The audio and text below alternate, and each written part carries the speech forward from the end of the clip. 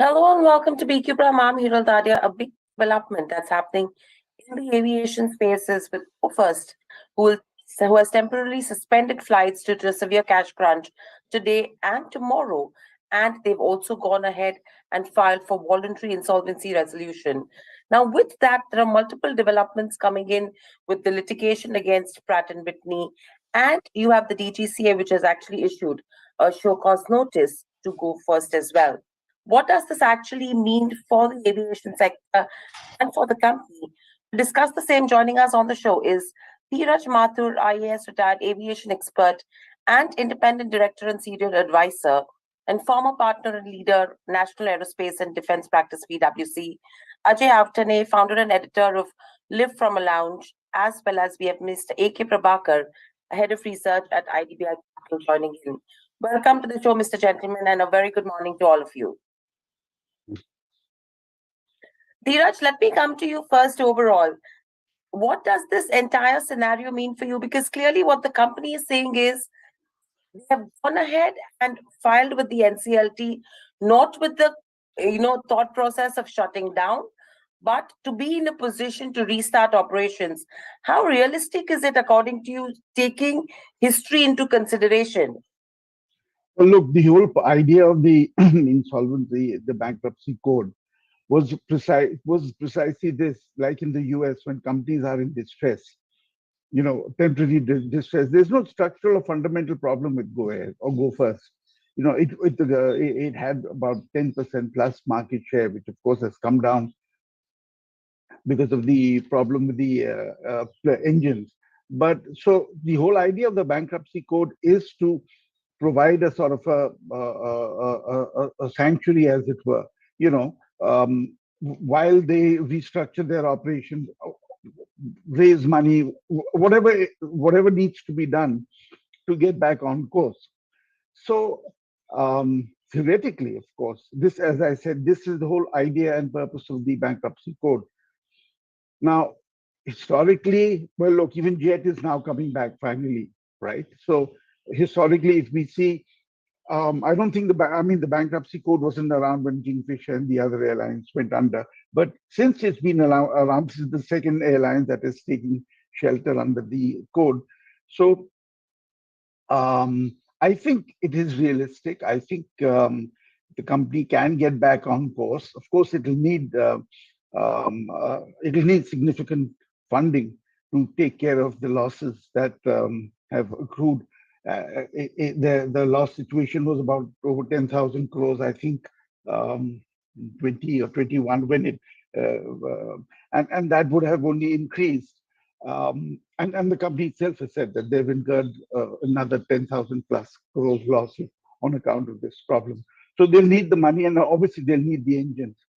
And they will have to, Pratt and Whitney also will have to, clearly, we don't have the details of the actual contractual arrangements between the two, but they have got an arbitration award in their favor. So Pratt and Whitney clearly has fundamental supply chain issues, Right. which it will have to resolve, and it can't just let a carrier, it just can't abdicate all its contractual responsibilities and liabilities. Right. So overall, Ajay, coming to you as well, overall, how are you looking at it? Because clearly they're saying it's engine failure. 50% of the fleet not operational, can't be on a single day, right? I mean, it has to be over a period of time. There might be a lot of other companies as well who might be using Pratt and Whitney engines as well. But overall, how are you looking at the entire scenario from here on? Because the DGCA was not informed. The DGCA has now come out with a show cause notice as well. Taking Jet into consideration, we've seen the number of years it's taken. We still don't know whether they will be up and running or not. What would you have to say, Ajay? So I think, the situation was in the making for quite a while, like you yourself said, Hiral. In this case, I am not very optimistic. I would not want to wear the rose-tinted glasses about the fact that Go First will come out pretty quickly out of bankruptcy code, honestly. In terms of the situation, the build-up of the situation, The airline has about 61 aircraft right now, and the last I knew, 25 of these were grounded. It's a pretty it's a bad scene when you're flying out of Delhi or you're flying out of Bangalore and some of the other airports where you see aircraft that belong to Go Air without engines or with engines hung up and all created and kind of covered up because they can't really fly those aircraft due to this situation. Now, other airlines have also had the same issues, and unfortunately, this is supply chain is worse off right now. It's caused quite a few delays for quite a few airlines over a period of time. But I think one of the other things that we need to look into is the way the contracts were structured for Go versus one of the other peers, which is the largest airline in India now. Obviously, the other, for instance, Indigo uses some Pratt & Whitney engine as well on a part of their fleet. Now, Indigo obviously grew very fast, has over 300 aircraft now, and has the ability to keep some aircraft grounded while they await engines and still operate a massive schedule. But when you have an airline with 60 aircraft and 25 of them grounded, then obviously, even in a scenario right now where the industry is booming for India, they're obviously crippling purely because of the fact that they don't have the spares to operate these aircraft. So from here on, unfortunately, high fares as compared to what have been the already high fares in this boom phase of the industry right now. And yeah, I'm hoping some airlines kind of start mounting more flights. I think, if they have slacks in their schedules or if they have new aircraft coming in, I'm hoping, airlines will kind of operate more flights because I think I was just doing a back of the envelope. I think if Go Air has about 8% market share right now, then on an average, about 30 to 35,000 people are affected daily because of the grounding of the airline at this point of time. And that's only domestic, not even accounting for the international passengers that they used to carry. Right. So, in fact, it's a very interesting scenario because I'm sure when Go First would have actually approached the DGCA with regards to their summer schedule as well, that's when, when the number of aircrafts were less, that was a red flag that DGCA should have caught automatically, right? Which has not happened. And overall, if you see Go First, the pace of growth has been slow since 2005. They've taken their own sweet time with regards to international operations to start Gulf as well. And the number of chief executives who have come and gone, there has been no stability at that front with regards to Go First. So a lot of things that have been in the making from a negative perspective. But if you see aviation industry as a whole, it has been going through a purple patch now because the last couple of months, if you see, the load factor is high, fares have been higher. Majority of them are seeing a lot of profitable period as well. In fact, I was looking at Indigo, around 15 to 18 crores is the daily profit that they've been making in the last quarter. So taking all of these into consideration to see an airline in such a situation, Mr. Prabhakar, what would you have to say from a market perspective if you have to look at the aviation companies? Good morning. So, aviation companies are always in a tight spot. Any crisis across the globe has impacted aviation companies. And, I compared, what is the global fuel cost and Indian fuel cost, the difference is more than 15%. So, there itself, they are paying higher. And India is a cost-sensitive market. You get something cheaper, people go there. And our total passenger traffic last year was about 11 to 12 crores in the year 2022. So that means, we will not have something great. But we need to understand, now the competition is not from the competing airline.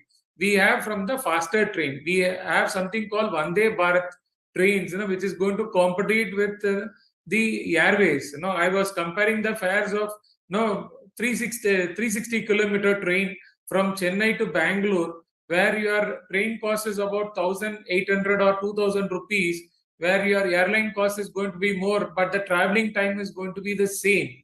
And I will tell you, if you have to travel from Bangalore airport to the Bangalore city, it costs equal to a train fare. That means, people look at comfort. Now that way, your competition is coming from some other segment where, government is not, trying to build more infrastructure in that space. Now there are few airports which are inside the city where metro train are connected, but a far away airport doesn't have a metro train where people can travel back to the city at a faster pace. So there are a lot of inconvenience traveling by air. So I don't see a growth in airlines traffic in a very fast pace. If Vande Bharat trains and the speed at which they can improve, they are saying the average speed is going to be 200 kilometers. Now it is running at between 110 to 130. If they run at 200 kilometer per hour, then it is going to be the real competitor. That means you have to compete with the train, where you have to drop your this thing, and if their frequency increases, so you have a competitor from outside, not from the airline. So taking all these things, airline is not going to be my investment at this point of time. I will look at better opportunities or better ecosystem where I can make money. I will not invest in airline as being an investor or be tracking something which is related to market. So airline is a avoid from my side. Right. And overall, if you see, Mr. Prabhakar, another question coming over here is the exposure that the banks will be having, right? Multiple of them from how are you looking at that part of it? Because we've already seen the banks suffer with the experience we've had with Jet Airways. And now if you have to look at Go First as well, how are you looking the banking side of it? No, banking exposure, I looked at it, it is very small. Bank of Baroda has a maximum exposure, which is 1,100 crores. And for them, I don't think it is going to be a problem. And, Go Air, if you see their, other companies, they are doing good. So the promoter can come in and pay at certain point of time. It is not a large exposure. What it happened previously with Kingfisher or Jet Airways. So I don't think banking as a sector will have an impact. But now banks are also in a better position to take on small losses. Now I think the maximum exposure comes to Bank of Baroda, 1,100 or 1,200 crores. I'm not right with my figure, but approximate it should be 1,100 or 1,200. So that kind of hit they can take. But I think these promoters are having Bombay Dyeing. They have a lot of land bank. You have Britannia, which is a cash cow. So there are ways to pay back the bank debts. I don't think that is going to be a problem. Right. Raj, coming to you as well, what are the next steps and what would this actually, according to you, mean for the sector from here on? Again, no, I'm not getting the question. Dhiraj, this was for Dhiraj. Dhiraj, coming to you. Yeah. Yes. I thought it was for Mr. Prabhakar. Please, could you just repeat that question, No, please? I said my question to you was that since 2019, they've been saying that it's Pratt and Whitney engines that have been impacting. In fact, they were very much running a cash and carry model with for the turbine fuel as well, right? So Right. taking the cash crunch into consideration with NCLT, what is the next step? I mean, one is fund infusion coming in or a purchase coming in from a peer. What are the scenarios we should be looking at? So there will have to be some fund infusion. One, there's an ongoing dispute with Pratt and Whitney. I suspect Pratt and Whitney will prefer to settle this outside court rather than go through a protracted legal battle. So there would be some cash coming in from there. The promoters would also look, as Mr. Prabhakar said, that they would also assess the possibility of raising money and also injecting money from their own sources. So one is the one stream of activity will be fund infusion through the litigation and the promoters. The second activity would be, of course, the resolution, the IRP coming in. I think the effort will be to keep the company going concern, to continue with operations on a restricted scale. Um, and I think give the company time to resolve issues with Pratt and Whitney, and so that the supply of engines can commence again. I think so. Broadly speaking, at this point, it's really, at one level, this is sort of crystal ball gazing, but these are the two things that need to happen. It has to be kept operational. They will probably have to scale down their flights, assess the availability of engines and aircraft, and so on. And the government has also recently eased where the leasing norms. They're permitted wet leasing for a longer period. Now that is also an option, though of course, right now because of the fund crunch, some of the leasers are also looking at taking back their aircraft, and I think it's one or two have started that process as well. But they could think of augmenting their fleet, um, subject to availability of funds, obviously. Right. And overall, Ajay, coming to you as well, if you see in terms of, I mean, you clearly said that the 50% fleet grounding is something which was draining operations as well as adding to the lease cost as well. Do you think Go First operations could normalize again from here on? So, Hiral, coming first to a point that you made before about DGCA should have got the red flag. Indeed, you have to give it to Go First. I think in the summer schedule, which started late March 2023, they had actually filed a 40% lower operational schedule as compared to what they did last year. So, for any airline, that is a huge risk because slots are given out on the basis of historicity and how much you operated on those historical routes. So Go Air basically turned in the keys and said, look, here we are cutting away 40% of our network already, or 40% of our operations. So kudos to them on that. They were being honest about the scale of the problem. And I think from here on, what will happen with respect to Go Air, of course, one of the chief question marks right now is if they will be admitted in the insolvency process or not. They filed an application, yes, but we need to see if the NCLT admits this application or not. I would concur with Dhiraj. I think there will need to be the airline should try and keep up its operations, because if they manage to shut down at this point of time, then I think it's a death spiral. There's no coming back because lessors are already on their tail wanting their aircraft back.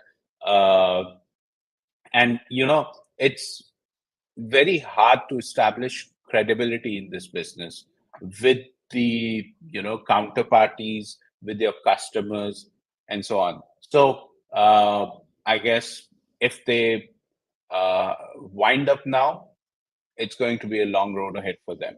But if they keep afloat somehow, then maybe this is just a blip, and 3 months, 6 months down the line, people will forget about it and start going back to them. Right. So Ajay and Dhiraj, help me understand and correct me if I'm wrong in terms of chronology of action. Now, if you have to look at the entire situation, one is NCLT admitting the plea in terms of voluntary bankruptcy. That's one.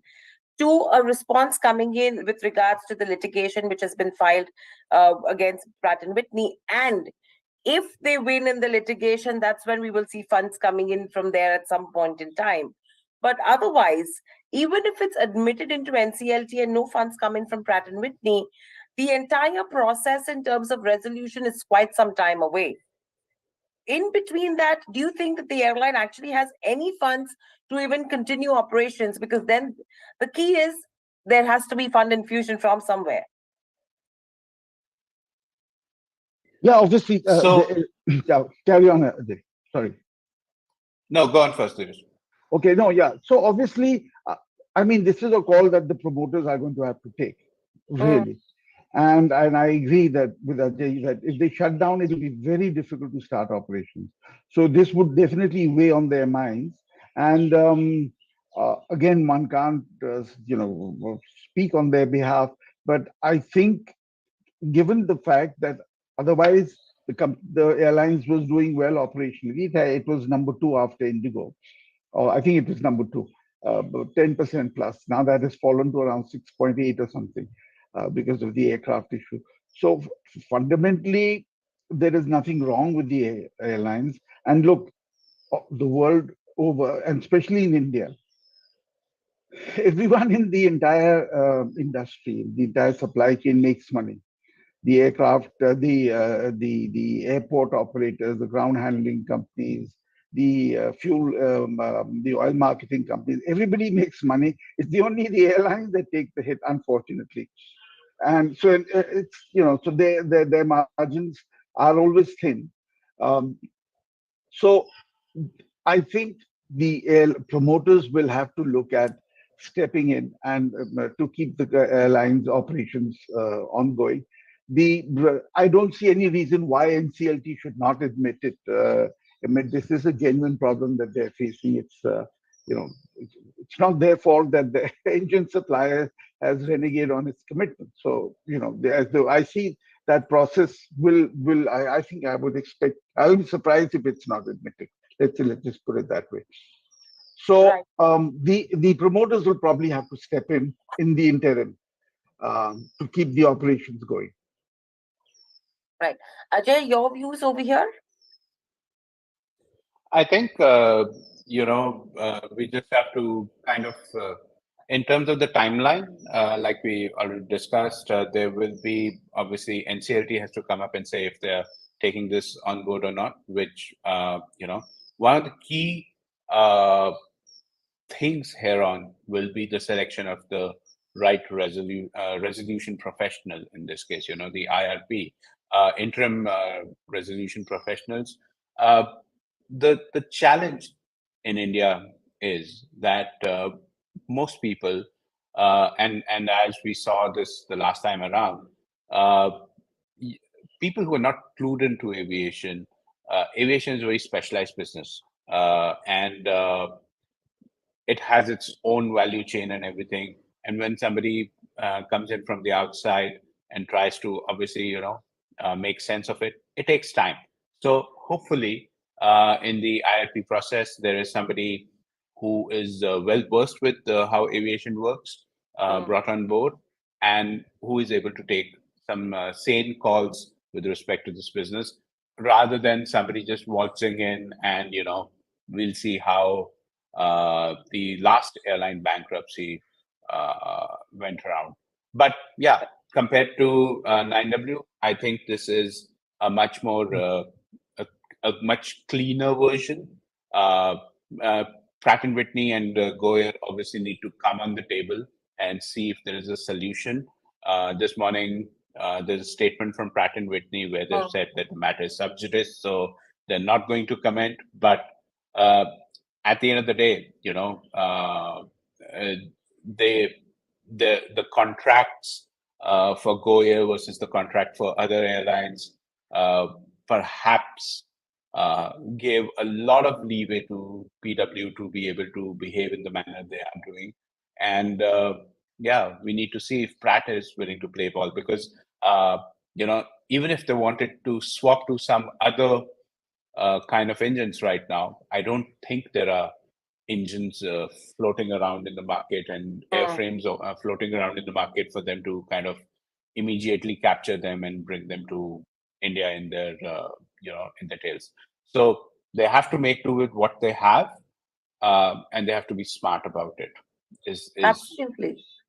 Yeah, and clearly, as you all mentioned as well, I mean, you've seen that reviving an airline post-bankruptcy process is difficult based on the jet experience, whereas, starting afresh, say, with the Akasa Air experience, it's easier to start an airline afresh rather than trying to revive one through the bankruptcy process as well. And if you take both these options into consideration, and clearly the bankruptcy process may actually lead to change of owner, post a haircut on debt, and that's possibly when Go First will be able to fly. So a lot of things that are still, in the gray right now as to what happens. But thank you, gentlemen, so much for joining us on the show, because clearly, first bankruptcy is something that will actually add to tailwinds with regards to where interglobe aviation goes. And that's what is going to be on everyone's radar as well from a market perspective in today's session. Thank you, Ajay. Thank you, Dhiraj, so much for joining us on the show and giving us those views. Stay safe. Thank you. Bye.